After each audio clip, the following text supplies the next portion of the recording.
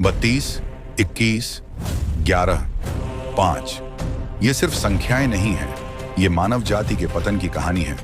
गरुड़ पुराण के अनुसार कलयुग के अंत तक मनुष्य मात्र 1 फुट का रह जाएगा और उसकी आयु होगी सिर्फ 20 वर्ष। क्या हम उसी भविष्य की ओर बढ़ रहे हैं? गरुड़ पुराण के अनुसार जब भगवान ने सृष्टि की रचना की तब समय को 4 युगों में विभाजित किया गया। सतयुग, त्रेता युग, द्वापर युग और कलयुग। हर युग में मानव की आयु, शक्ति, कद और धर्म पालन की स्थिति अलग अलग निर्धारित की गई। सबसे पहला युग था सतयुग, जिसे सत्य, तप और धर्म का युग कहा गया है।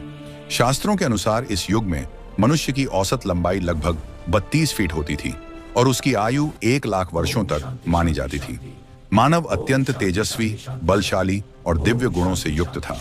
इसी काल में भगवान ने मत्स्य, कूर्म, वराह और नरसिंह जैसे अद्भुत अवतार धारण किए। समुद्र मंथन जैसी महान घटना भी इसी युग में हुई, जब सृष्टि की रक्षा के लिए भगवान शिव ने विष का पान कर नीलकंठ स्वरूप धारण किया। इसके पश्चात आया त्रेता युग। इस युग में धर्म का प्रभाव कुछ कम होने लगा।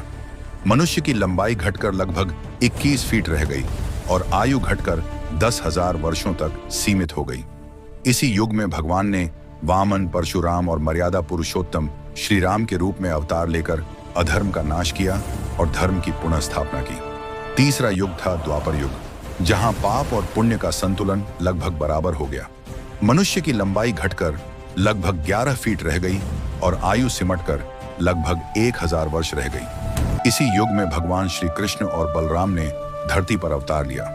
महाभारत जैसा महायुद्ध हुआ, जिसने धर्म और अधर्म के बीच अंतिम निर्णायक संघर्ष को जन्म दिया। और अब चल रहा है कलयुग, जिसे अधर्म, भ्रम और नैतिक पतन का युग माना जाता है। आज मनुष्य की औसत लंबाई केवल 5 से 6 फीट रह गई है और आयु घटकर लगभग 60 से 70 वर्षों तक सीमित हो चुकी है। गरुड़ पुराण में संकेत मिलता है कि कलयुग के अंतिम चरण में मनुष्य की आयु मात्र 20 वर्ष रह जाएगी और उसका कद केवल 1 फीट का रह जाएगा। जब अधर्म अपने चरम पर होगा, तब भगवान विष्णु कल की अवतार लेकर पृथ्वी पर धर्म की पुनः स्थापना करेंगे।